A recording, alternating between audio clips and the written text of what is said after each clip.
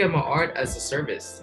So to me, I'm never too personal with my art because I just share it to others freely.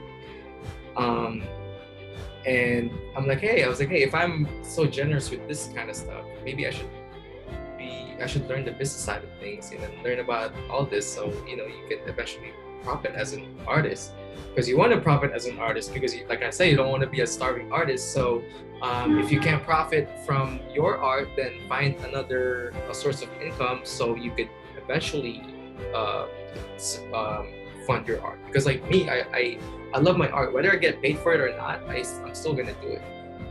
It's just nice to have another source of income for you to, so I don't have to worry about whether I get paid or not for doing my work because all I have to do is just do the work.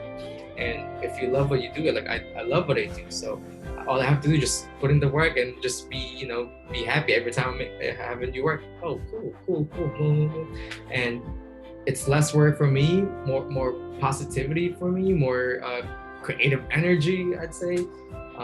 So yeah, you take that away, you have one less worry, and you can all like just pursue art itself, like just go at it. 請勿靠近車門，請不要靠近車門。Please stand back from the doors. Hello, everybody, and welcome back to What Kind of Asian Are You podcast. I am your host. My name is Kyle. And this podcast is a podcast featuring conversations about being Asian. So, what we have here is every week we have a new person coming on to share their stories and experiences to the listeners that might relate to their stories or just find inspirational or anything like that, or just find entertaining. And yeah, I just love talking to people, hearing their stories, specifically their Asian stories, especially if they're from the diaspora. So this is kind of the podcast, how it goes. And if you want to support this podcast, just keep listening. And also subscribe to the Instagram at What Kind of Asian Pod, and also follow the YouTube channel at What Kind of Asian Are You Podcast, and check out all the previous episodes that are out there. Find ones that you like, and if you really enjoy it, share with people that you know. And without further ado, to today's guest.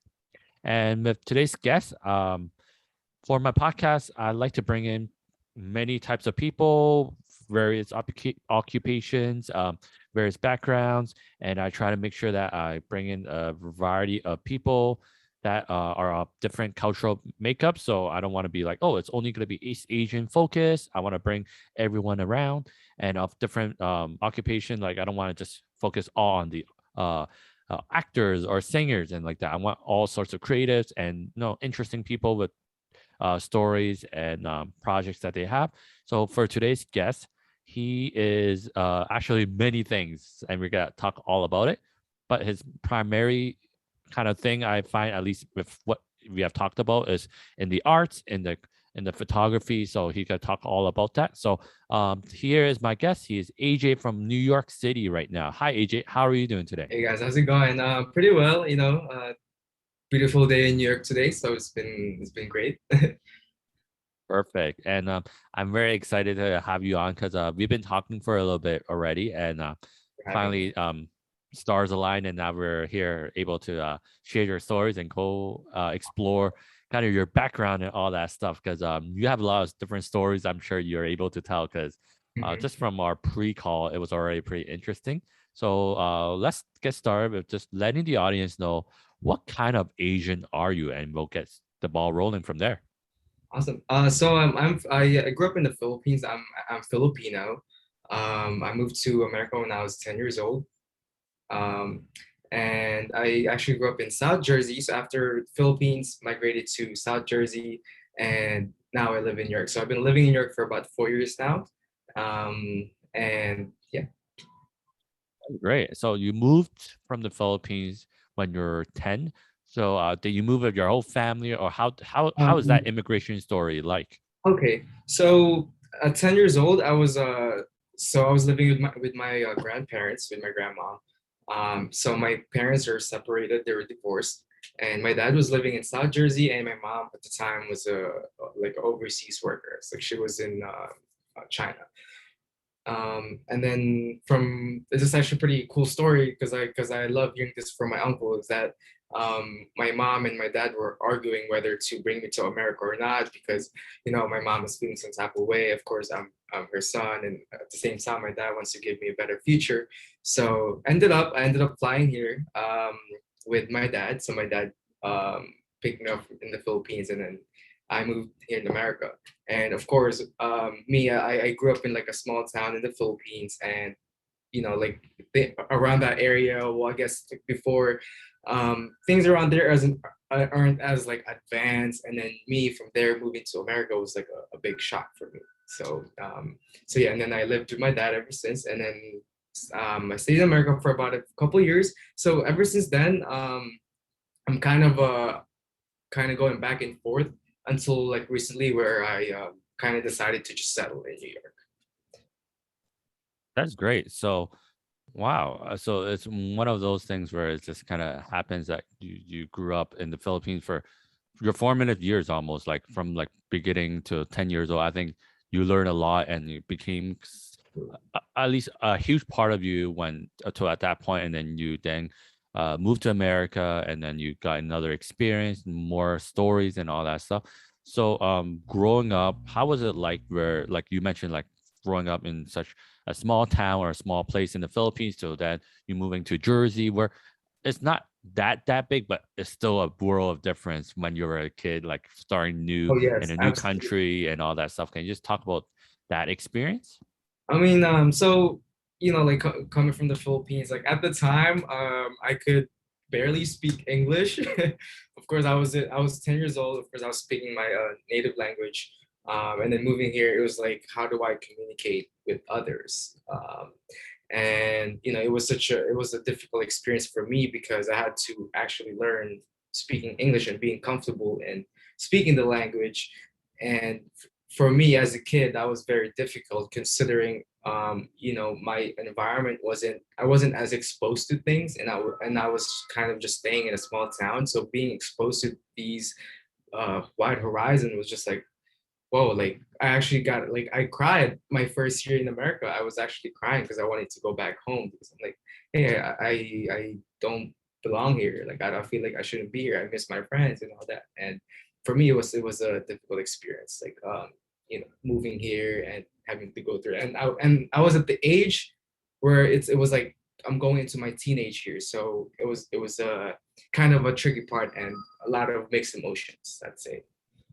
And I assume it's even more difficult because you only were brought to America with just your dad. You weren't able to like have your mom there as well. Of course, like you said, your mom was working overseas as well. But when you were in the Philippines, at least you have also your grandparents who took care of you. So how was that transition? Was how long did it take for you to feel like, oh, America is where I live, it's where I belong, or did it take a long time, or even do you still feel like you actually belong in America in your own kind of Um, way? wow, that kind of that like that took a while before I could finally like accept like, hey, I think I belong here. I think I was able to finally like decide for myself, hey, I think I could be here. So it wasn't until recently till I found my place in New York. Like just kind of going back, it was just being in that environment was pretty it was like just different for me in the whole sense. And like I guess now as I get older, I start to kind of appreciate more things, and kind of me being in New York is like, oh, you know what, I think I do belong here. I think I should just mute whatever my mind is saying about me not belong anywhere, because I feel like we can all belong anywhere as long as we kind of just change our mindset from there. Before that, as I was growing up, I never thought that I actually belong anywhere.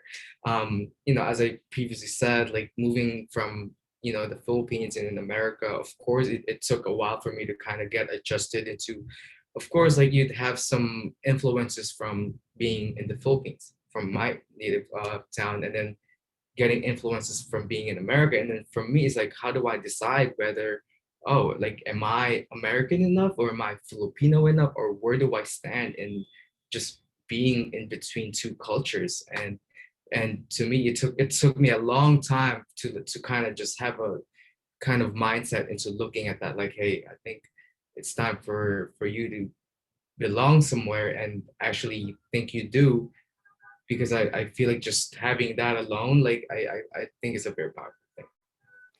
For sure. And you mentioned like you're from a very small town in the Philippines. Can you just kind of introduce where that from and a little bit about it, so people can know? Okay, so in the Philippines, there's of course a city. I kind of live maybe like an hour away from outskirts of the city. But we are considered like a province. So it's just a small town. There's no buildings in my town. It's just like little stores, little plazas, and things there are like a bit old school and stuff like that. So it's really fascinating just looking back now. But yeah, it's like really old school, not as developed. So yeah, like it's such a, what would I call it? It's such as just a small town where it's like everything is just like nice and like, what do you mean? What's that word? It's kind of it's like you're living like a bubble pretty much, and not knowing what's outside of that. So And what is the name of the province or like the outskirts of the city that you were in? I grew up in a town called Bulacan. And it's actually famous for like fireworks and stuff. But yeah, so that's where I grew up. And as a kid, I moved around a lot within the same area. So within the same province, I've had like multiple places where I've lived with my family, because I've also lived with like different family members as well. That's that's cool. And going back to how you didn't feel like you belong or you fit into either the Americanness or the Filipinoness, what specific thing that they make you like feel like, oh yeah, I don't fit into either of these kind of very different cultures? I see. So there's actually a story behind that, where when I found out about this, I was about like, I think 14. I came back from America, and at the time, so when I moved for the first time, I stayed for 3 years. And then I decided to move back to the Philippines. And this time I was already a teenager. And I would hang out with my friends and stuff like that, and then I would like kind of notice how they're kind of feeling a bit like odd towards me.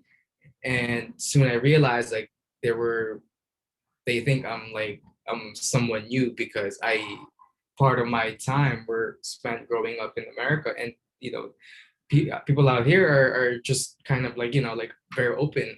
And compared to the Philippines, people are a bit conservative. And I don't think at the time, I kind of picked up some of that culture and brought it back home, and people weren't too happy about it, because of the just the openness. And that's when I thought like, hey, like what's going on. And also I also wanted to kind of highlight, growing up, there's actually a lot of I met a lot of people like my kind, like Filipinos who were born here, who was like making fun of me.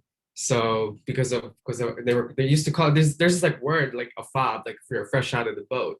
And that was the first time I felt that I did not belong in America. So I have both in the Philippines, not feeling like I don't belong there, and then also my experiences in America where I felt like I did not belong here, because I spoke differently. I couldn't, but at the time I was still learning English, and I was making fun of because I was fresh to the boat. I was a fob, and then coming back home, it was like, it was kind of just two like really mixed emotion for me. So I didn't know where to stand in that two situations.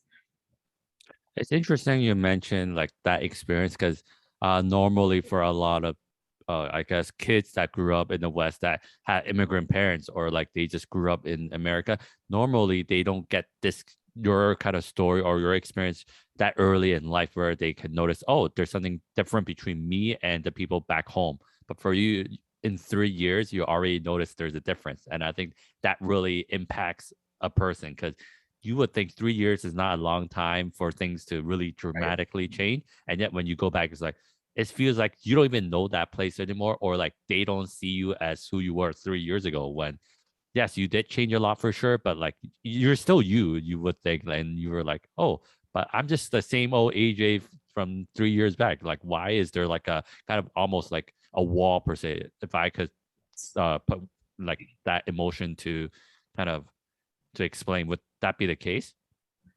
Yeah, I mean, for sure. Um, just I guess part of that is just I was just like aware of things, and like I would spend a lot of time.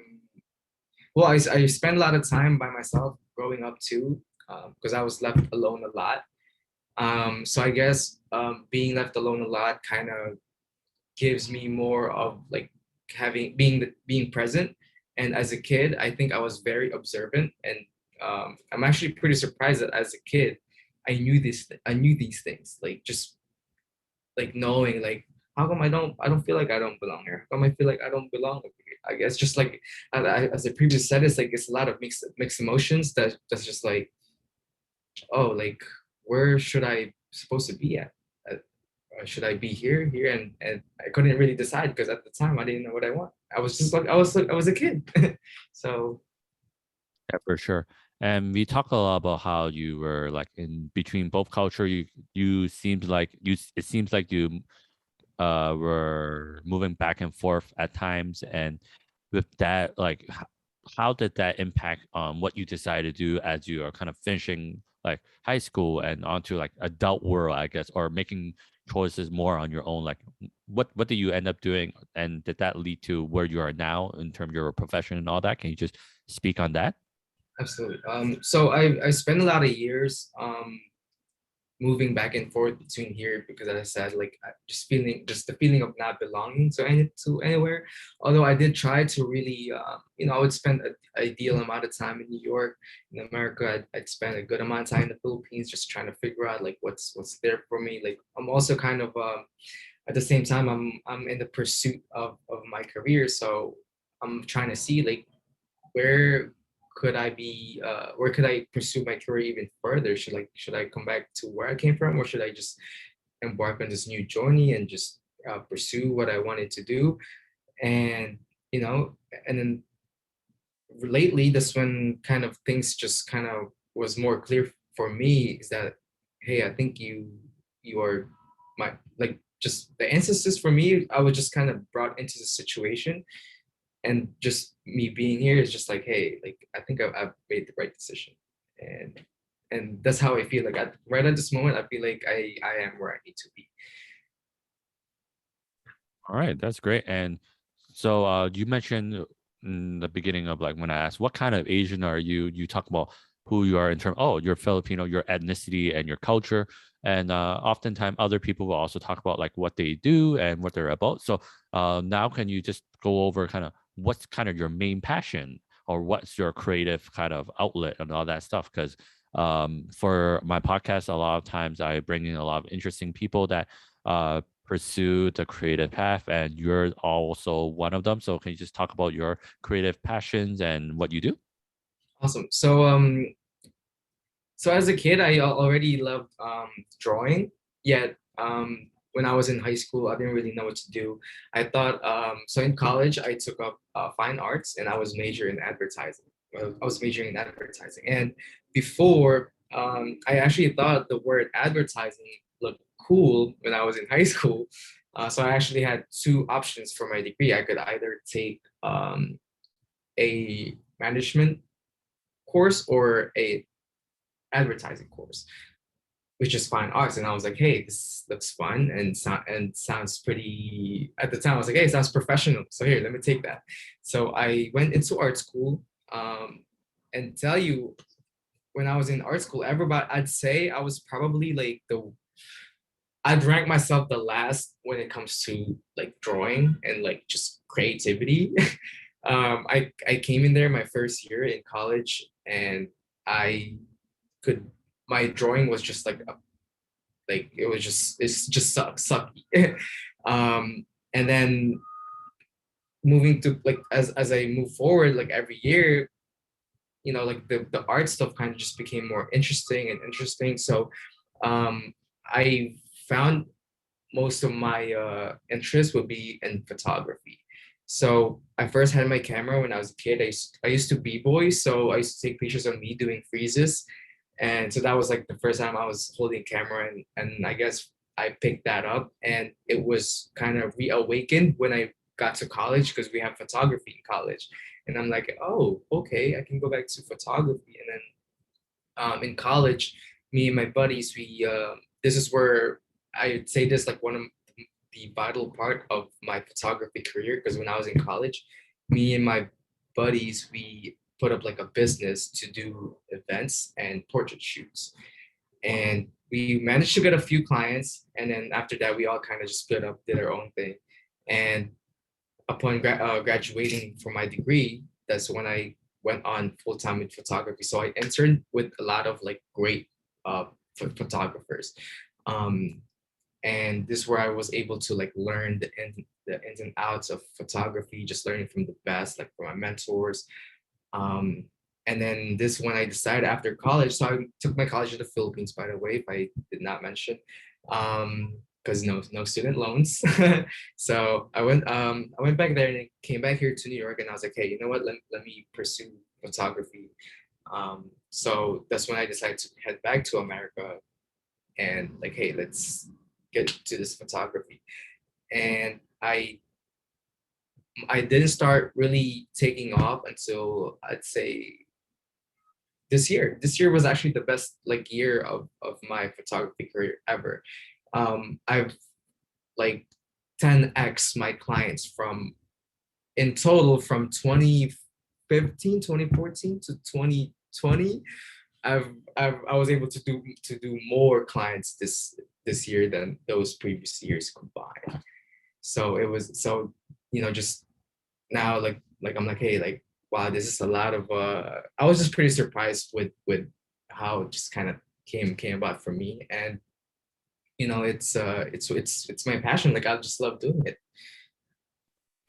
Is is there any particular strong reason why photography speaks to you so much? Because you mentioned, oh yeah, I just used to take pictures and all that stuff when I was b-boying, and then until like you got into college, there was classes offered, and then you did it as a business. But what really kind of sparked your strong interest in it to make it real like, oh, I want to do this? I think it's your life, that kind of thing, or it's just, oh, it's because, oh, I'm good at it. What is it that makes it really special for you?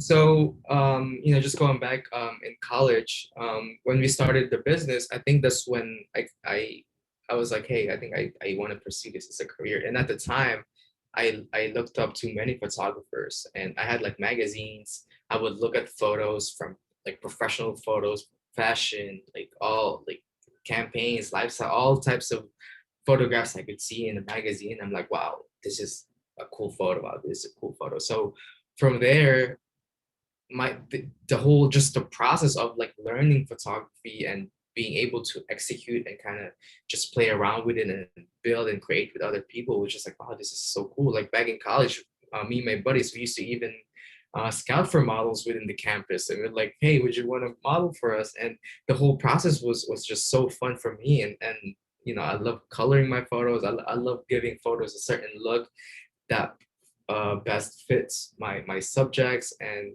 just like the whole process. I just love it. Um, and I guess this also has to do with like, by the way, like the only person that was very artsy in my family is my uncle. And my uncle was really good in like drawing things. That is my weakness. However, I was able to find my voice in art, and I think that's more on photography and anything visual, like more like cinematography, photography, anything that has to do with cameras. I think that's my forte. That's great. And can you just let the audience know what kind of like style would you say your photography is, or like what would what can they expect when they see a picture or like your portfolio? What can they kind of like, what words would they think of when they see your work? All right, so this is actually pretty tricky. All if I were to label myself, like I would want to be like a fashion and lifestyle photographer, but based on when I look at my work, could do most type of photography. And like I just want to bring this up too. Like a lot of people will be saying like, oh, you should be focusing on one kind of photography. But to me, photography as a whole is just one big art that I feel like it's doable to be good at all types of photography. I guess the best example would be Michael Jordan. Michael Jordan was able to score, was able to defend, he was able to do everything. He was able to rebound because it's just one part of basketball, right? And same thing with photography. It's like, do you have to be just good at like shooting, or can it be good at like multi-dimensional thing, like for photography? So I consider myself like just a photographer in general. Um, and I guess this is more of a lifelong commitment in finding my style. But for now, I service to all types of photography, mainly if it has to do with a person, with people. Um, those are like what I would say I would lean more towards, like could be like weddings, could be fashion, it could be portraits, anything that has to do with people. That's what I love to do. And do you have anything like in particular that you really gravitate towards that like you really love doing regardless? Like sometimes like people are like, Yes, definitely fashion and street. That's definitely my like I love like streetwear and stuff. So I would definitely say I would gravitate towards mixing culture and fashion, and bringing street fashion kind of photography. and you talking about like your grind from like 2014 to 2015 to now, where you say from this year alone you've done more kind of client work and all that stuff compared to like all those years combined. So I'm sure you got a lot of like stories about the grind and all that stuff, and like other kind of creators, especially like musicians, like but I have to play a lot of open mic shows and all that stuff. So what would be like for the photographers out there? What would be like the story that if we had to make a movie about photographer, what would be like the ones that they want to highlight specifically, like about how tough it was to get to where they were? Like what stories do you have when you were trying to build up to where you are now? I guess it was just more on like consistency. Like I before I wasn't really doing photography because I had a 9 to 5. I took like retail jobs. I had like many different jobs before I was doing photography. So you would say my time was focused mostly on working my 9 to 5 and less more on photography before. And of course, as someone who wants to pursue, like like when someone wants to pursue like my passion, I feel like it's a necessity for you to uh, try to grind it out as much as you can, and make some sacrifices. I had to make some sacrifices from working 9 to 5, even though I don't like the job, but but just to kind of survive and fuel my photography, then I have to do it. And I did that for many years, and it's the most mundane things that kind of just added up throughout the years that made me live my life now where I want to be, like being able to actually work my dream job. And it pays nice working your dream job because it never feels like work. But if I guess it's just my stubbornness to keep, a lot of people told me, even my family, like, hey, there's no money in photography, like, hey, get out of here, like so, like, you know what I mean? So I'm like, you know what, I kept going because I just love it. So I was like, you know what, let me I don't have any foreseeable future for this, but let me just try. I can always go back into doing something. I can always consider other things, but while I'm still young, hey, let me try to do it now. So I'd say, like, for getting here from where I was, it's just a lot of make decision making and just kind of like, hey, am I worth it? Like, should I just keep doing this? Should I just give it up, or what am I going to do? But I just kept on working at it, and eventually it paid off. I mean, cliche to say, but hey, it's the stuff that I've done that added up that led me to where I am now. That's great, and it's really happy, or I'm very happy to hear how it all worked out for you, and that 2020 really was a boom for you in terms of like getting your photography career to where it is now, where like it's a passion, but you're also making money from it.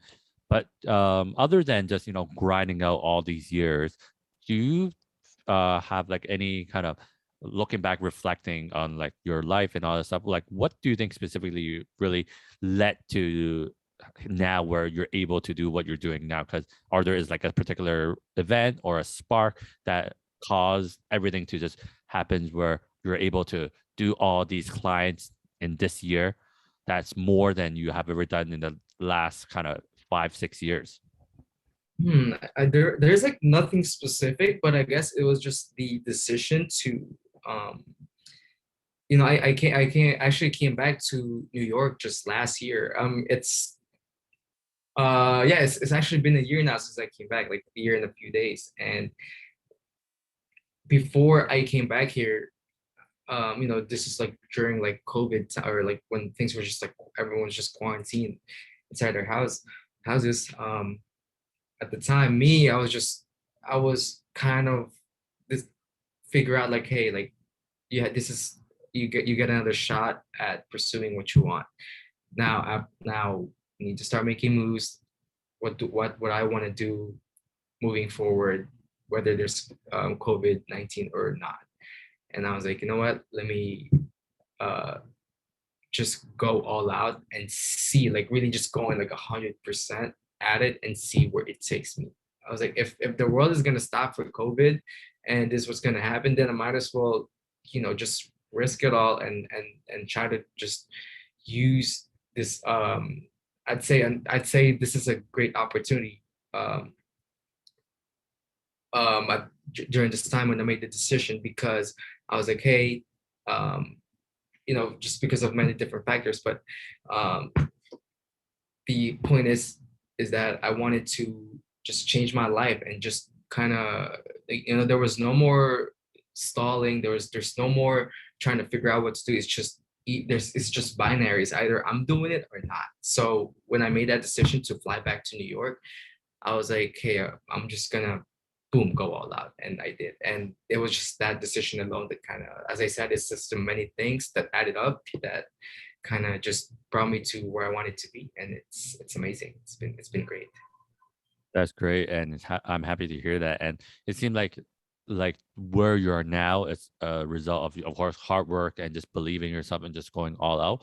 Kind of something relating to like the whole concept of hustle culture and all that stuff.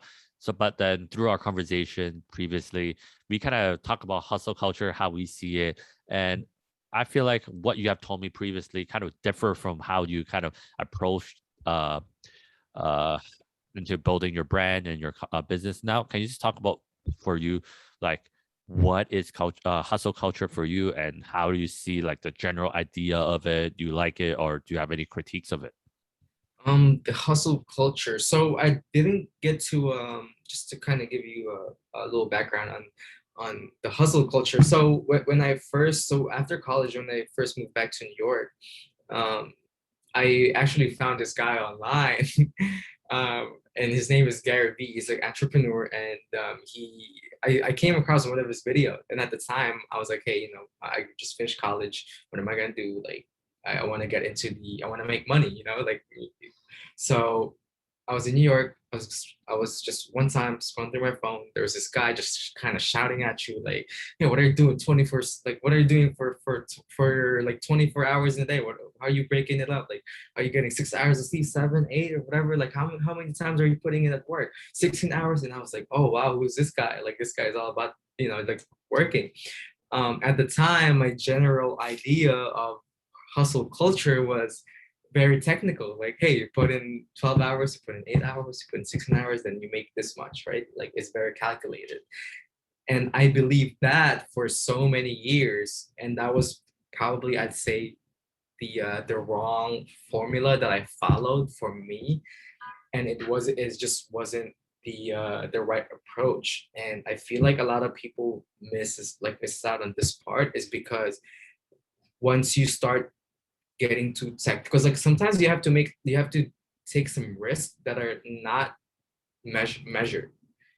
And you know, for this one, it's like I was like, hey, you know, I need to make this amount, this much, blah blah blah. But then there was like, there's no opportunity being created. It was just a very technical way of like, kind of, when you're saving up, it's very, you know, like you write it down, you add it up, and this is how much you're gonna make, and this is how much you're saving each month. So it's like it's very similar each and every day. Just talking about like just the whole notion of like the hustle culture mentality, that like the Gary Vee's and all that, the entrepreneur motivational stuff can work, but not for everyone. And people often miss the point and making it very technical, like, oh, this is the way, but it's not the way if you have to account for risk and all that stuff. Right. And then also just, and then to add, and then what my take on it now is, the hustle culture it's really about like setting your own goals with your own formula. It's I feel like a lot of people kind of just see it as a they straightforward, but no, it's not straightforward. You have to kind of adjust as you go according to your career. There's definitely a lot of things you need to consider when you're setting your goals, and when you're trying to like really just hustle. You got to find what works for you. And you know, yeah, sometimes being too technical with the hustle, you know, making this much, blah, blah, blah, it's good. But sometimes you miss out on a lot of opportunities that could make you even more. And also we don't want to work hard, but work smart. So we want to give a balance of both. Like now I work less hours, but I make, you know, 3 times as more than what I used to make. And now I actually have more free time for myself. But before, I never had that luxury to have such like free time on my monthly calendar, and now I do. I'm like, wow, this is dope. I can actually do things, and I can balance my work, and I can, you know, whenever I get burned out, just being as a creative, then I can go out and you know, get myself straight, and you know, get back to it again. So it's just to me, like, the hustle culture needs to be more internal in how it would fit within your life. Yeah, I agree with you. Like, and like you, like Gary Vee, I saw him like, oh wow, hustle, hustle, hustle, you know, make every dollar work, or all that Right, stuff. right. And like, I think it works if you're his type of people. Not everyone is his type of people, and you can learn from it. You can learn, oh, it's very important to work hard, but if his kind of working hard doesn't help in terms of your own career, you shouldn't follow it blindly still. Like, Right. because Yes. I think a lot of people just think, oh, if I follow Gary Vee's plan, then I'll be rich like him. But it doesn't always work that way, because you're not him. You don't have the same resources, or you're not his background, all that stuff. I think a lot of times these kind of hustle culture mentality is based on a particular background of people, and it's not for everyone, especially if, like, say you have different kind of class or like family background and all that stuff. But like, of course, we're not saying people shouldn't like grind, shouldn't hustle, work hard for what they want, but like, you should really make it out on how you want your life to be, rather than like what Gary Vee is telling you to do, because I think people get Yes. lost in that. I guess just taking, you know, just taking that content for yourself, but at the same time, like, applying it into your own life. And because I think a lot of people kind of also think like it's just very like they're just like very straightforward, that they forget, like, hey, like, what's the goal for you? People like, it should just be taken as a guide, just like a blueprint that you can follow, but at the same time you have to tweak it based on your own needs and your own goals. And I feel like that's like the best way to get to your goals much efficient, I'd say. Yeah, because it seems like you're saying like, oh, you have a lot of free time now, but there's no way where you can say that you're not working hard at the same time. It's just how you sort it out. Because I see you do a lot of different things. Like, you have your photography business, you also have your own clothing brand and movement. Can you just also talk about that? And you also do like trading and all that stuff too. So you're doing Oh a yeah. lot. Oh, thank you. So yeah, so within the hustle culture as well, I'm working on building multiple streams of income, and I feel like this is very important, and not a lot of artists talk about being financially free, because I also do believe that in order for you to become a good artist, you need to have that yeah, you need to have that free of haze from uh, oh my god, I keep losing my train of thought. I have like so many things I wanted to bring up with like the hustle culture, and it just and but anyway, I'm just gonna resume with that. I think you're trying to say like with like pursuing art and like the whole concept of like artistic like creativity and all that stuff. It's best to be able to like not have to worry about the whole financial stuff and also Yes, like the yes, capitalistic kind of constraints. yes, yes, absolutely. Because yeah, because like if you can create better when you have less things to worry about. So in order for me to be more creative, I need to have the peace of mind. So I'm like, hey, you know what?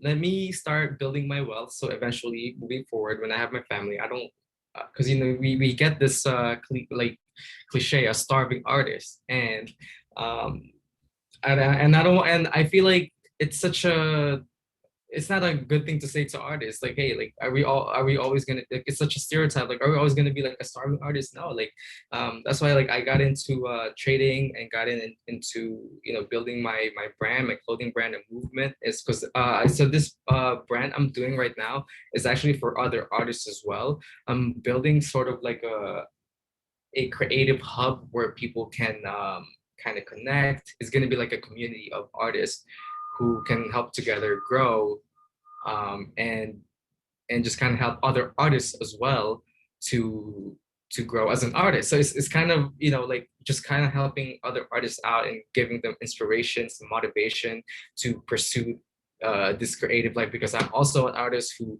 struggled with being an artist, and I want them to know that, hey, you're not alone. There's also artists who's trying to make it out there, and you should be able to make it too if you just put in the time, if you just get to learn and be in a community, get a little bit of a motivation, just being surrounded with that. So that's why I thought of that brand, and I thought it could help other artists in the future moving forward.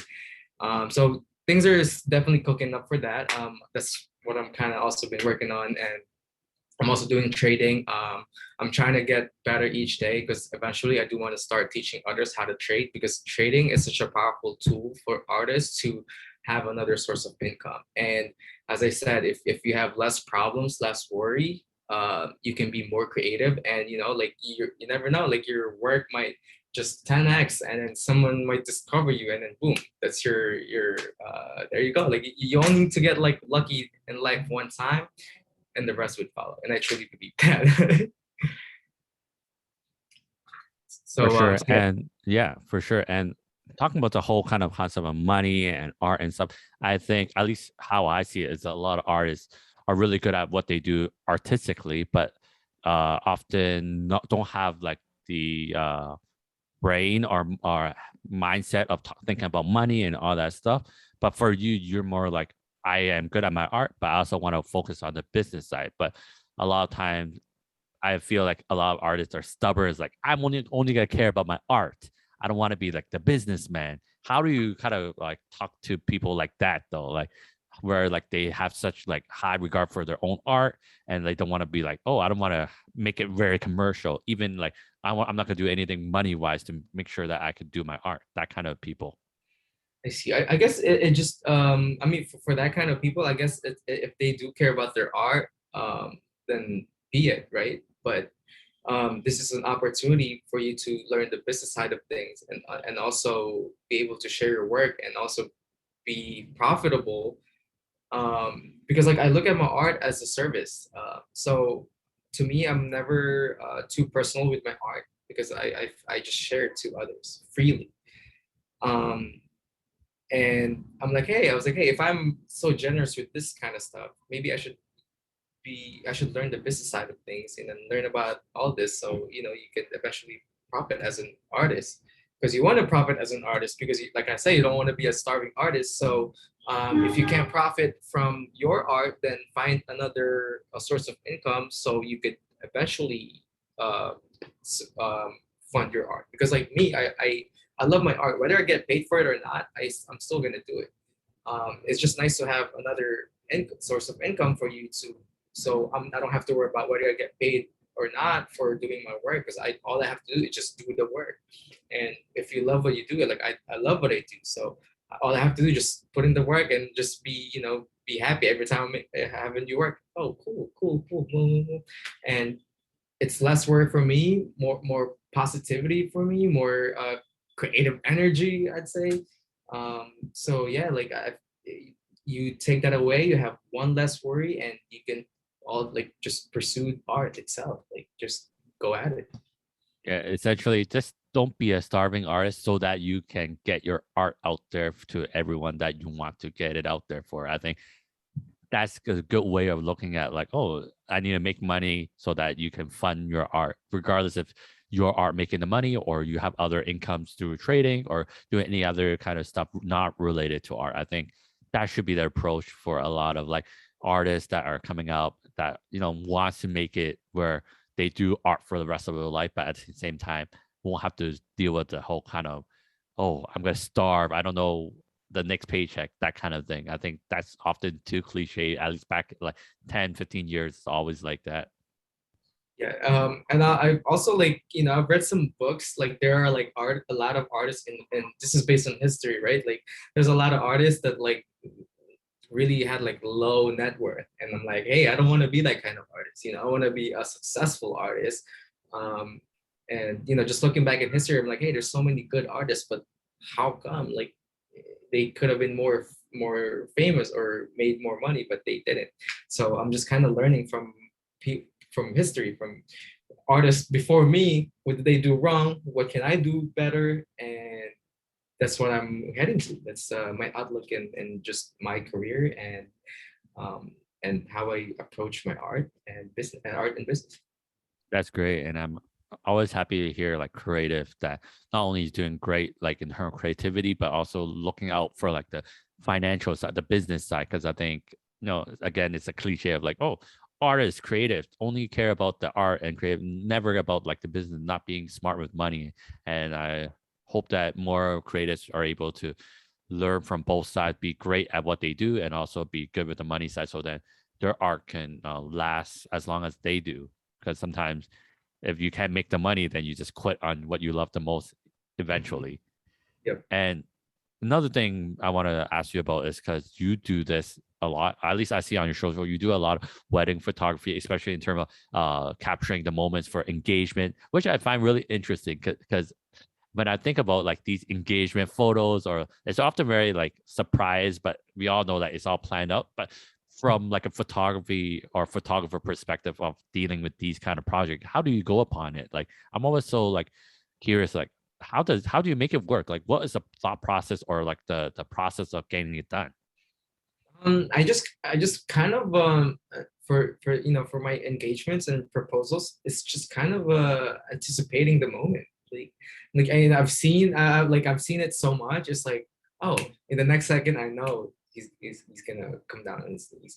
Um, and it's just a lot of I guess it just takes experience of, like, being exposed to that kind of scenario all the time. So now it's for me, it's so obvious, like where I need to be, how do I capture the moment, how do I position myself, like how to best tell the story, what's going on. So I guess to me it's like just second nature. It's like before I get to my shoot, like I just have it in my subconscious, like boom, boom, boom. I don't even think about it, to be honest. It's just automatic for me.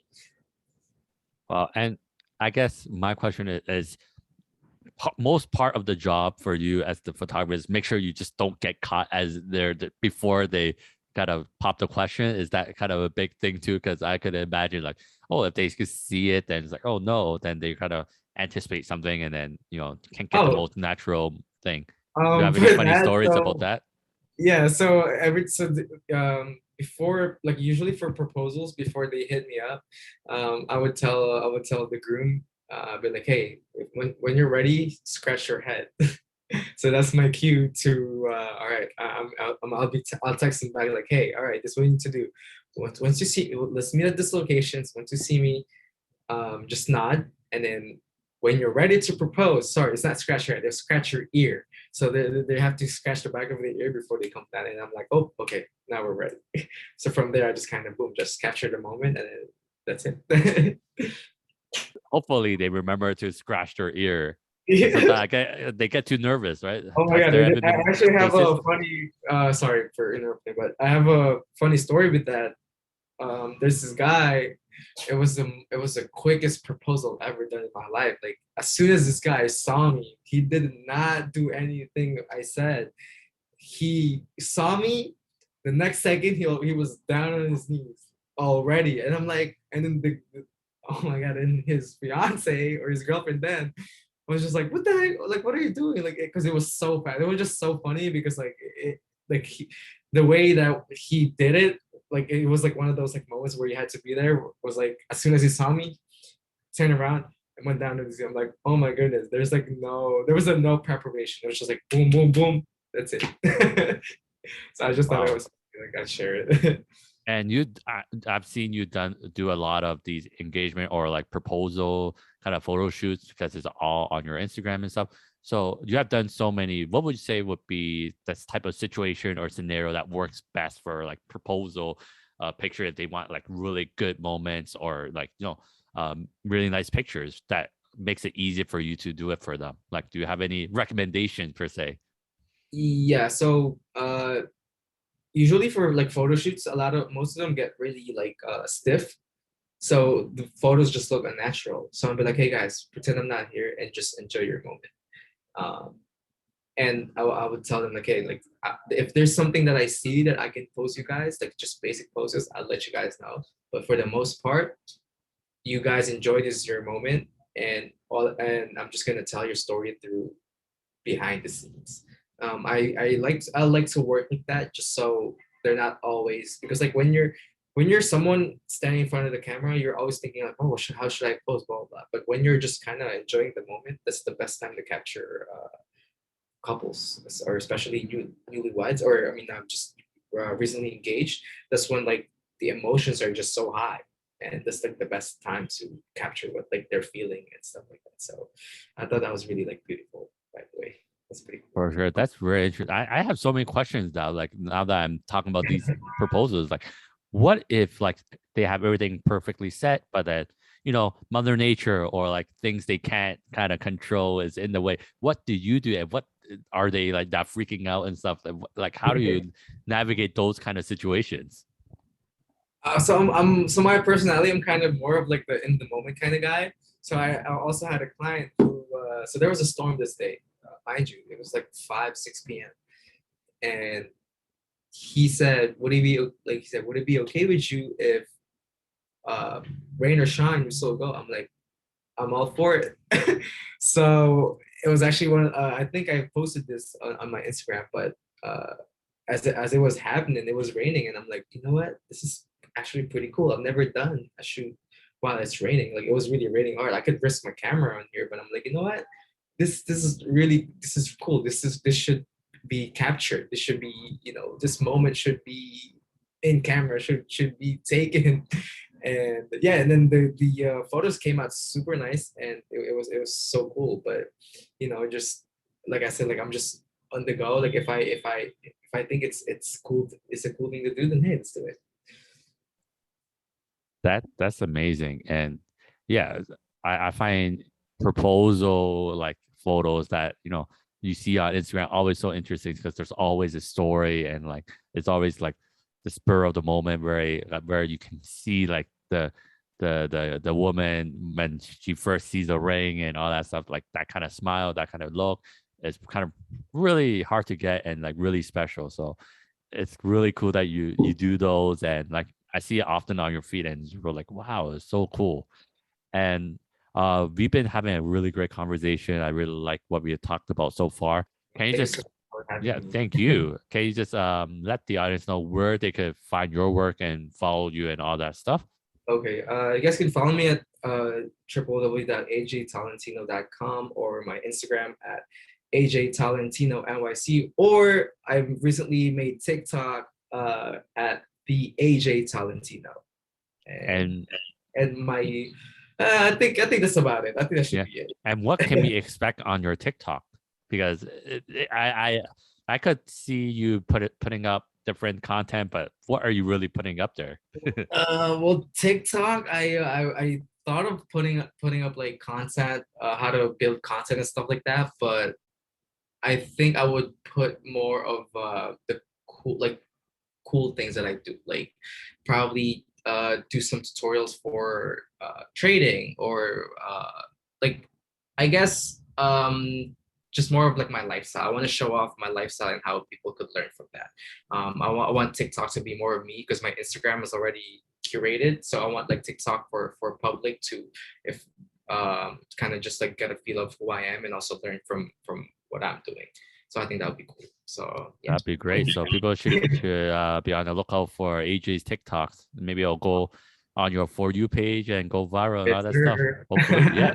Again, thank you so much for this conversation, and thank you for those that are listening. Again, this is What Kind of Asian Are You podcast, conversations about being Asian, and this is the end of the episode. And till next time, bye bye.